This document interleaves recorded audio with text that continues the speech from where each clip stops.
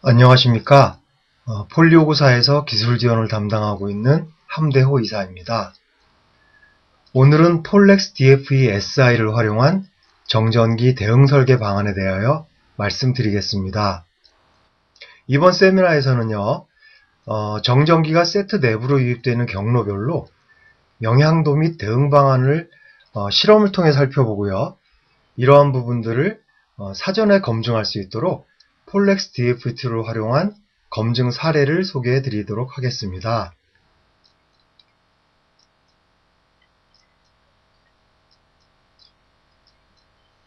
ESD 시험 규격은요, 크게 IC 레벨과 시스템 레벨이 있습니다. IC 레벨은 생산 과정에서 발생할 수 있는 정전기 이슈를 제어하기 위한 규격이고요.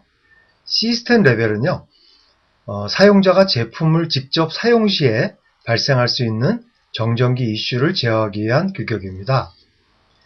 표에서 보시는 것처럼요, IC 레벨에서는 CDM, HBM, MM 규격들이 있는데요. 이는 각각 CDM은 Charged Device 모델의 약자로 차지된 IC가 머신이나 툴에 직접 접촉할 때 발생하는 정전기에 대해서 내성을 시험하기 위한 규격이고요. HBM, 즉 휴먼 바디 모델은요, 차지된 인간이 IC를 접촉 시에 발생하는 정전기에 대한 내성을 시험하기 위한 규격이고요. MM, 즉 머신 모델은요, 차지된 머신이나 툴이 IC를 접촉할 때 발생하는 그런 정전기에 대한 내성을 시험하기 위한 규격입니다. 이 중에 CDM하고 MM은요, 생산 공정에서 발생하는 정전기 이슈이기 때문에 전원은 인가되지 않은 상태에서요, IC가 파괴되는지 여부를 검출하기 위한 규격입니다. 시스템 레벨에서는요, HBM, 즉 휴먼 바디 모델이 대표적인 시험인데요.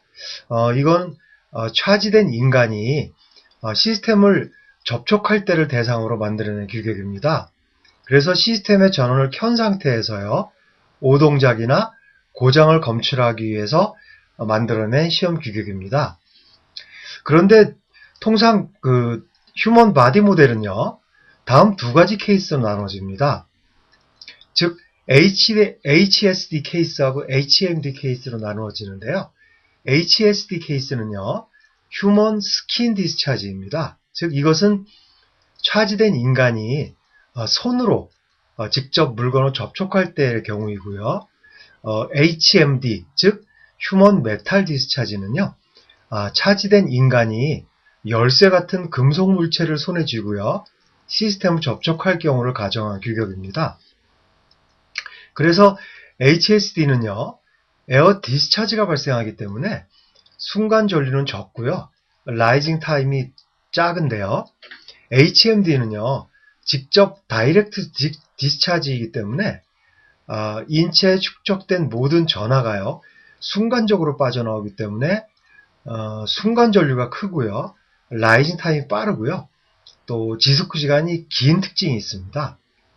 특히 여기서 IC 시험은요, 전원이 꺼진 상태에서 파손 시험을 하는데 반해서 시스템 시험은 전원이 켜진 상태에서 오동작이나 파괴 시험을 하기 때문에 대응이 상당히 어렵습니다.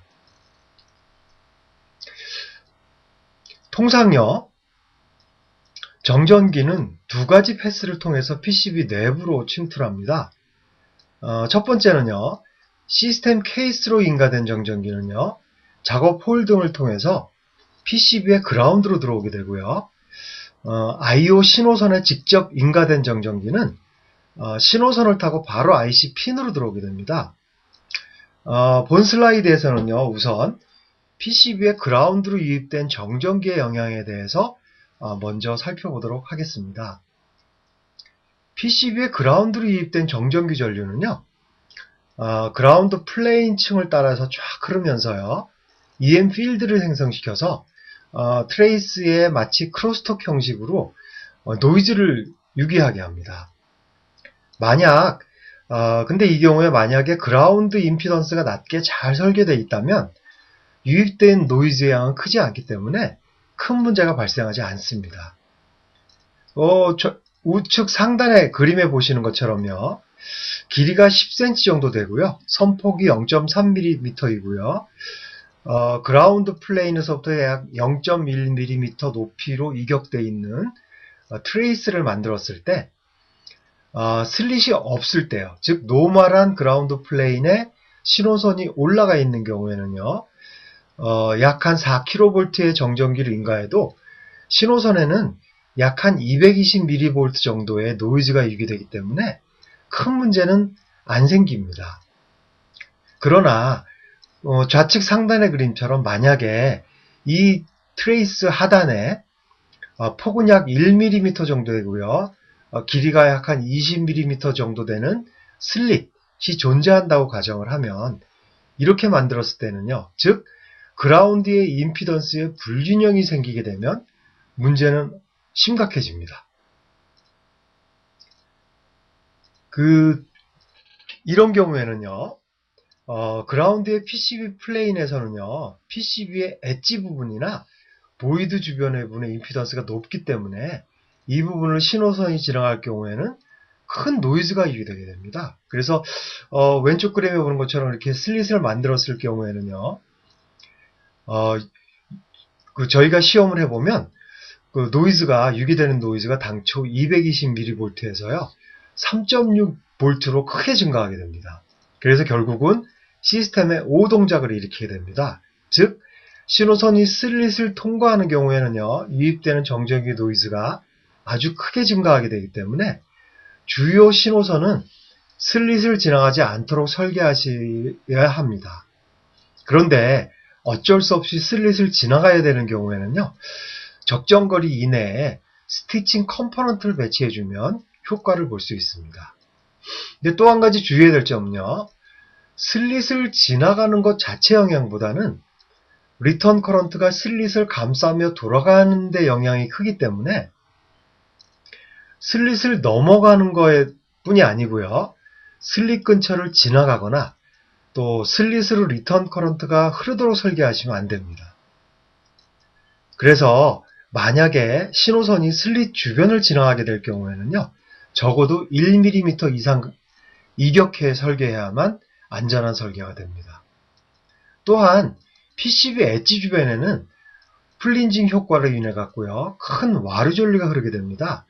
따라서 아까 말씀드렸던 신호선들은 PCB 외곽에서 최소한 2mm 이상 이격 설계를 해주셔야만 됩니다. 그래서 지금까지 결과를 종합해 보면요. 주요 신호선은 PCB 엣지 주변에 2mm나 보이드나 슬릿 주변 1mm 이내에 라우팅 하시면 안 됩니다. 만약에 어쩔 수 없이 이렇게 설계를 할 경우에는요. 가까운 거리에 브릿지나 스티칭을 설계해 주셔야 합니다. 만약에 브릿지나 스티칭이 어려운 경우에는요. 그라운드 가드 트레이스를 설계해 주셔도 좋은 효과를 보실 수가 있으십니다. 만약에 신호선이 슬릿을 지나가는 경우는요. 폴렉스 DFE의 카파 크로스 오버 디텍트라는 항목으로 검증을 해 보실 수 있습니다. 이 항목은요. 신호선이 플레인 스플릿 혹은 보이드 영역을 지나가는지 검출해 줍니다. 신호선이 보이드 영역을 지나가는 경우에는요. 돌아가는 리턴 패스 경로가 주어진 길이보다 짧을 경우에는요. 이를 무시해주는 옵션이 있고요. 또 실험에 따르면요.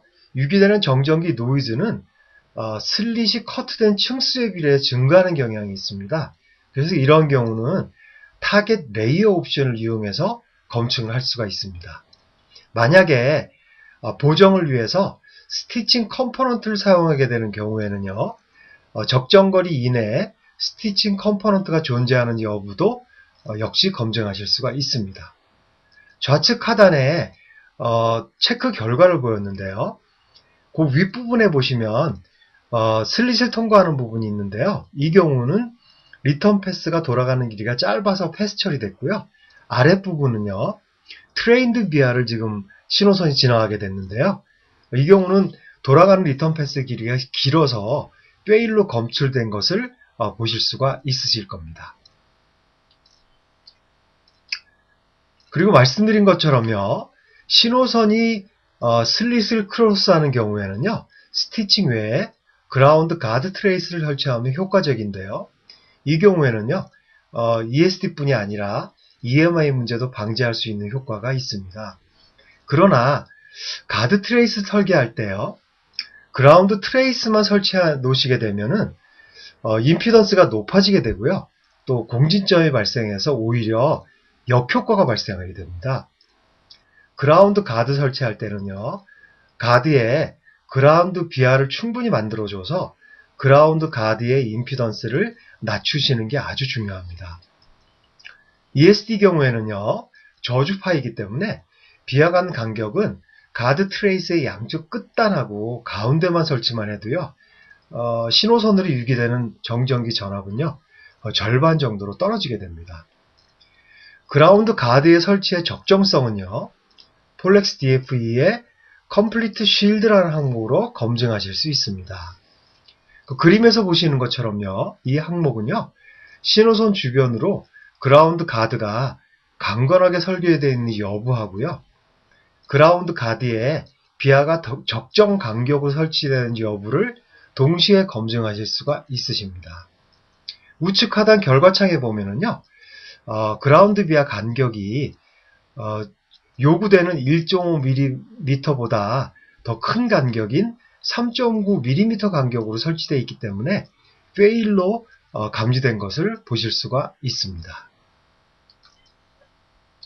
그리고요, 그 가드뿐이 아니고요, 너무나 당연하지만 신호선의 루프 사이즈가 클수록 그라운드 플레인으로부터 높은 노이즈 전압이 유기될 겁니다. 그러므로 루프 사이즈는 될 수 있는 한 작게 설계돼야 됩니다. 신호선의 루프 사이즈는요, 폴렉스 DFE의 랭스와 리턴 패스라는 항목으로 시험이 가능합니다. 랭스 항목에서는요, 신호선의 맨하탄 랭스하고요, 라우팅 길이를 비교해 줍니다.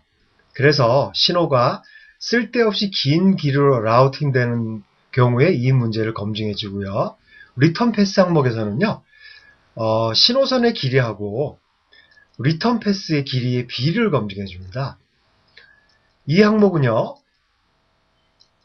그 비율을 검사해 주는데 본 예제에서는 비율이 120% 이상일 경우, 그리고 페일로 감지할 수 있도록 설정했고, 또한 슬릿이 5mm 이상일 경우에 또 페일로 감지하도록 설정을 해봤습니다. 우측 하단의 결과 그림에서 보시면은요, 청색이 신호선이고요. 신호선은 제 패스대로 갔는데요.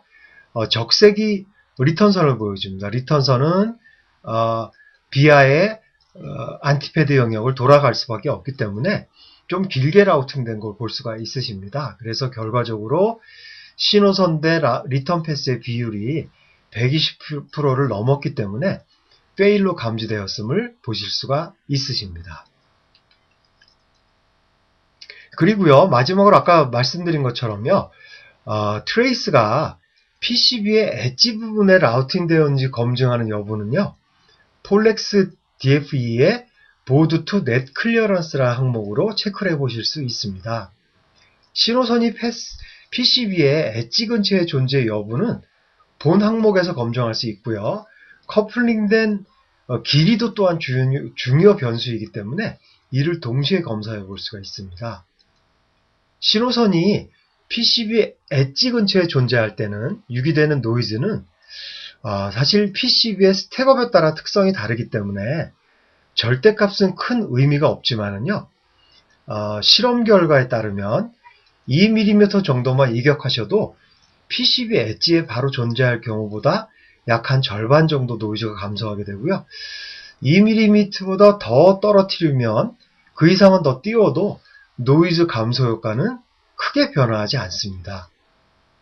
통상 라우팅 시에는요, 클락이나 데이터 라인, 하이스피드 같이 중요한 신호선들은요, 우선 매뉴얼로 라우팅한 다음에요, 나머지 신호선들은 오토 라우트로 돌려버리는 경향이 있습니다.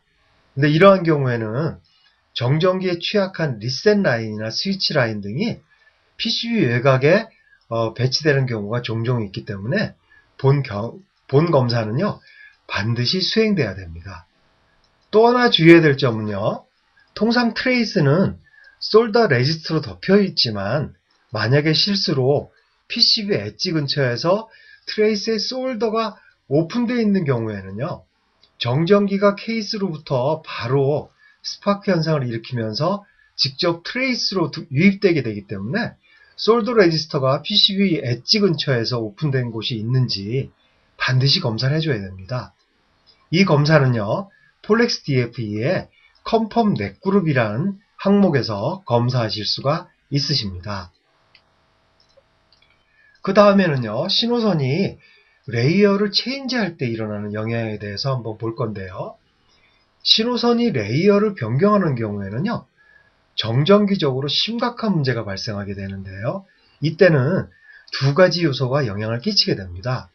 첫 번째는 비하의 보이드 주변의 와류 전류입니다.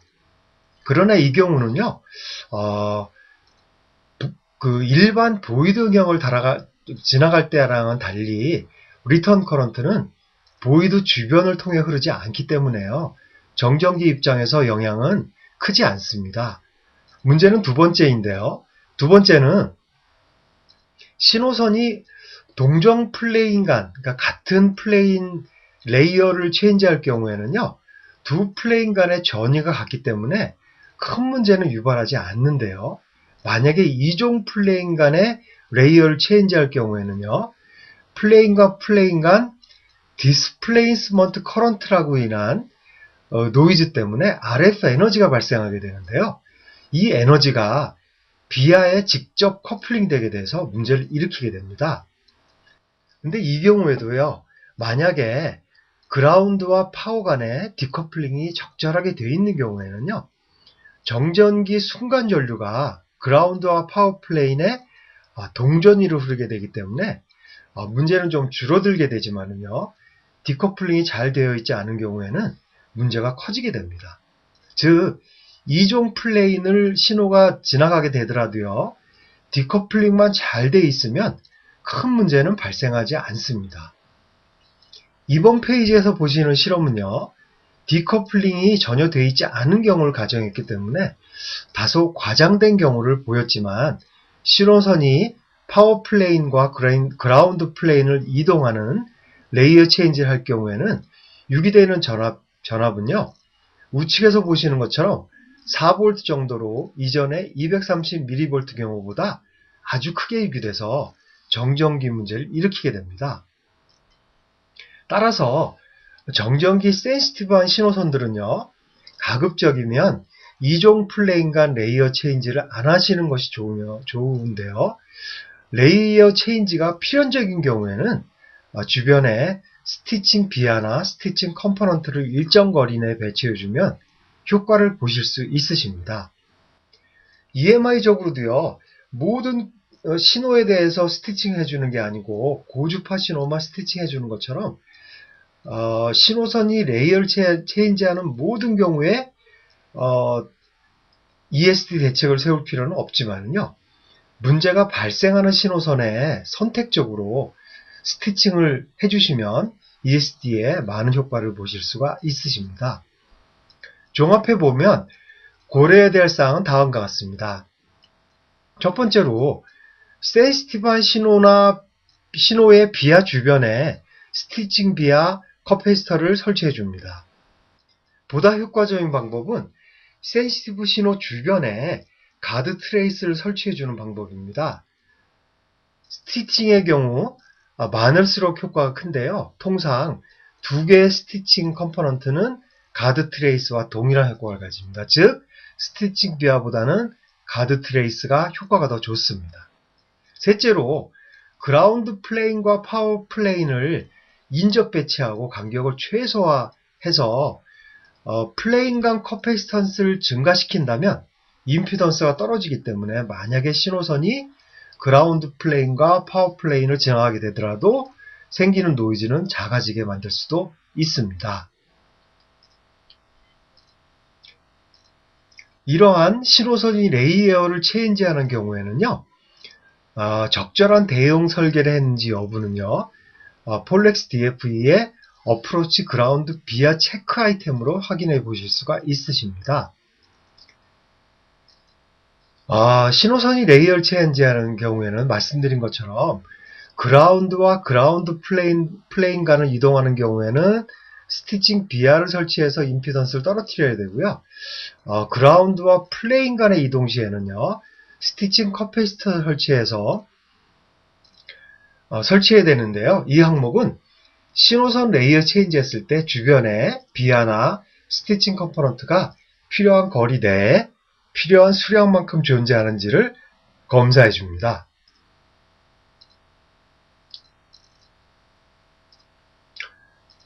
본 시험은요, 신호선이 레이어 체인지 했을 때 0.6mm 거리 이내에 비아나 스티칭 컴포넌트가 적어도 2개 이상 존재하는지를 검사하도록 세팅한 결과인데요.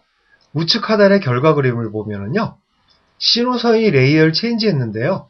필요거리 내에는 비아가 있지만 비아가 한 개만 존재해서 페일로 검출된 경우를 보실 수가 있으십니다.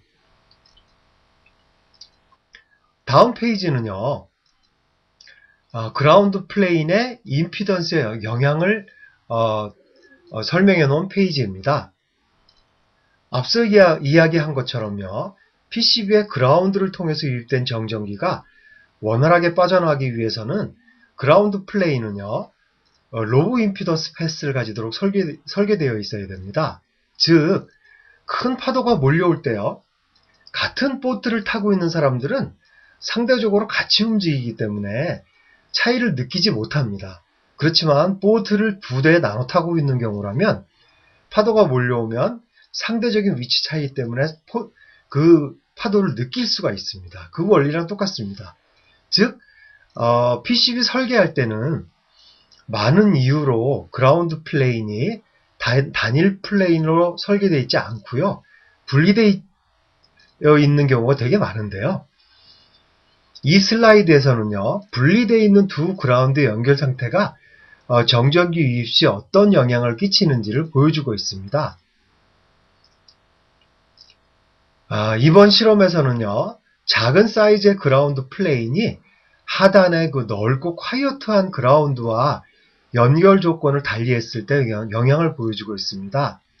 우측 파형에서 보시는 것처럼요, 두 개의 서로 다른 그라운드 간 연결을 할 때와 하지 않았을 때 유기되는 노이즈의 크기를 보면은요, 잘 연결되어 있을 경우는 약 0.6V 정도가 유기되는 반면에 두 개의 그라운드 간 연결이 충분치 않을 경우에는요, 유기되는 노이즈는 1.6V로 충분히 에러를 일으킬 만한 노이즈가 유기되고 있는 것을 보실 수가 있으십니다. 즉, PCB상 모든 그라운드는요, 충분한 그라운드 비아를 통해서 연결이 되어 있어야만 함을 아실 수가 있으실 겁니다. 이렇게 안정된 그라운드 임피던스가 유지되었는가 하는 검증은요, 폴렉스 DFE에서는요, 다음 두 가지 항목으로 검증할 수가 있습니다. 첫째는요, PCB 그라운드로 유입된 정전기가 신속히 메인 그라운드로 빠지도록 하기 위해서 PCB 주변을 따라서 그라운드 비아가 외곽에서 일정한 거리 내에요, 적정한 간격으로 배치되어야 하는데요. 이는 폴렉스 DFE의 그라운드 월 오브 비아라는 항목으로 시험을 해볼 수가 있습니다. 이 항목은요, PCB 주변의 일정 영역에 그라운드 비아가 적정 간격으로 배치되어 있는가를 시험해 주는데요. 그라운드 비아를 배치할 수 없는 커넥터라든지 작업홀 등 영역을 컴펜세이션 해주는 옵션이 추가로 제공이 됩니다. 우측 하단 결과 그림에서 보시는 것처럼요, PCB 주변의 그라운드 비아가 적정 간격으로 배치되어 있는지를 보여주고 있고요. 하늘색으로 칠해져 있지 않은 부분이 간격이 넓어서 보강이 필요한 부분을 나타내고 있습니다. 케이스를 통해서 유입되는 정전기를 차단하기 위해서 별도의 프레임 그라운드를 설치하는 경우에는요, 프레임 그라운드의 비아 설치 간격뿐이 아니고요, 프레임 그라운드와 메인 그라운드의 간격도 체크를 해야 되는데 이런 경우는 폴렉스 DFE의 네트넷 항목으로 검증을 해 보실 수가 있으십니다. 만약에 PCB상에 아일랜드 형태의 그라운드 카퍼가 존재하는 경우에는요, 임피던스가 충분히 낮아지도록 그라운드 비아를 많이 연결해 줘야 되는데요. 이는 폴렉스 DFE의 그라운드 커버리지 책이라는 항목으로 시험할 수가 있습니다. 이 항목은요, 아일랜드 카퍼가 안정된 그라운드 플레인에 연결되기 위한 비아가 적절한 필요한 간격으로 배치되어 있는지를 검사해 줍니다. 우측 하단 결과 그림에서 보시는 것처럼요, 아일랜드의 한쪽 부분에만 비아가 몰려 있어서 상대적으로 좌측 부분에는 비아가 없어서 임피던스가 높아지기 때문에 페일로 검출된 것을 보실 수가 있으실 겁니다. 만약에 이러한 경우에는요, 아일랜드의 왼쪽 부분을 지나가는 트레이스는요, 상대적으로 큰 노이즈가 유입돼서 반드시 검토가 필요합니다. 그리고 지금까지는 시스템의 그라운드로 케이스로 인한 유기된 정전기가 PCB의 그라운드 층으로 유기됐을 때 발생하는 현상 및 대응 설계하고요. 이에 대한 검증 방법 등에 대해서 알아보았는데요. 이번 슬라이드에서는요, 또 다른 정전기 침투 경로인 I/O 신호소에 직접 정전기가 인가되는 경우에 대응하는 방안에 대해서 적절한 대응 소재를 사용해서 정전기 전류를 신속히 방출해 주거나 정전기 전압을 허용 전압 이내로 클램핑해 주는 방법이 유일한 해결책인데요. 이때에는 다음에 주의가 필요합니다. 첫째, 대책 소자는요, 커넥터 핀단에 최대한 근접 배치해야 됩니다. 대책 소자가 멀리 떨어져 있는 경우에는요, 대책 소자 이웃단은 문제가 없는데요. 커넥터 단에서 대책 소자 직전까지의 구간에서는 높은 정전기 노이즈가 발생하게 되기 때문에 주변의 다른 신호설에 영향을 끼치게 됩니다. 두 번째로는요, 유입된 정전기 전류의 패스는 대책 소자에서 양분되게 됩니다.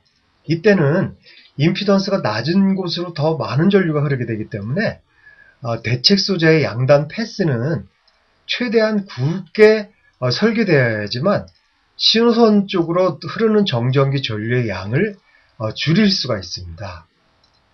세 번째로요, 대책 소자를 통해 그라운드로 향하는 ESD 전류는요, 결국은 비아를 통해서 그라운드 층으로 가게 되는데요. 패스의 임피던스를 줄이기 위해서는 비아는 가깝게, 수량은 많을수록 좋습니다. 그리고 넷째로요, 대책 소자의 그라운드 패턴은요, 통상 CAD 작업할 때 특별한 룰을 주지 않으면요, 콰이어트한 그라운드로 연결되기 전에 주변의 다른 로직의 그라운드와 직접 연결시켜버리는 경우가 종종 발생을 합니다. 이때는 정전기 러스 전류가 콰이어트한 그라운드로 배출되기 이전에 다른 컴포넌트의 그라운드로 유입되기 때문에 문제를 일으킬 수가 있습니다. 따라서 정전기 대응 소재의 그라운드 패스는 다른 로직의 그라운드와 섞이지 않고 신속히 가장 넓은 면적을 가지는 그라운드 플레인으로 배출될 수 있도록 연결을 해줘야 됩니다. 그리고 마지막으로요, 대응 소자들은요, 통상 정전기 전압 클램핑 시에요, 턴온하는 시간이 있기 때문에 우측 그림에서 보시는 것처럼 정전기 전압이 초기 일정 시간 동안은 충분히 클램핑 되지 않고요, 스파이크가 남아있게 됩니다. 따라서 이를 제거하기 위해서 저항성 소자를요, 대책 소자 뒤에 직렬로 달아주시는 것이 좋습니다. 이에 검증을 위해서는요, 대책 소자와 커넥터 간 이격거리는요, 폴렉스 DFE의 어프로치 페어 컴프라는 항목으로 검증할 수가 있고요. 대책 소자의 양단의 패턴 위스는요, 폴렉스 DFE의 위스라는 항목으로 검사할 수 있고요. 대책 소자의 그라운드단의 패스의 강건성은요, 폴렉스 DFE의 그라운드 아이솔레이션이란 항목으로 검증할 수가 있습니다. 근데 시간 관계상 그라운드 아이솔레이션 항목에 대해서만 먼저 살펴보도록 하겠습니다. 폴렉스 DFE의 그라운드 아이솔레이션 항목에서는요, 다음 시험 사항들을 체크해 볼 수가 있습니다. 컴포넌트의 그라운드 패스가 다른 신호선과 공유되어 있지 않았는지 여부하고요. 컴포넌트의 그라운드 패드의 그라운드 비하의 수량하고 거리, 그리고 그라운드 비하가 직접 메이저 그라운드와 연결되어 있는지 여부를 검증을 해줍니다. 본 사례에서는요, 우측 하단의 결과에서 보시는 것처럼 그라운드 비하 3개가 요구되는데 실제로는 2개만 연결돼서 페일로 검출됐습니다. 지금까지 시스템 ESD 대응 설계 시 주의해야 될 사항하고요, 대응 방법, 또 이에 사전 검증 방법에 대해서 알아보았는데요. 좀 더 상세한 내용들은요, 폴리오고 정기교육할 때 참여하시면 보실 수가 있으십니다. 지금까지 보신 것처럼 시스템의 신호선을 통해서 직접 정전기가 유입되는 경우에는요, 대응 소자를 잘 사용하시면 되지만 PCB의 그라운드로 유입된 정전기는 그라운드 플레인을 통해서 그라운드 빠져나가는 동안에 EM 커플링을 통해서 주변 신호선에 영향을 끼치는 방식으로 시스템의 오동작을 유발하게 되기 때문에 이는 그라운드의 PCB의 그라운드 설계만 잘 하시면 신호선에 특별한 대응 소자 없이도 정전기에 강건한 설계를 하실 수가 있으십니다. 일단 신호선에 정전기가 유입돼 버리면 대응 소자를 통해서만 제어할 수밖에 없는데, 이런 경우에는요, 많은 시간과 노력이 필요하게 됩니다. 그러므로 폴렉스 DFE와 같은 설계 검증 툴을 잘 활용하셔서 그라운드 설계를 잘 하시게 되면은요, 여러분들의 설계 시간하고 노력을 많이 줄이실 수가 있으십니다. 모쪼록 이번 세미나가 여러분들의 시스템 설계에 많은 도움이 되었으면 합니다. 감사합니다.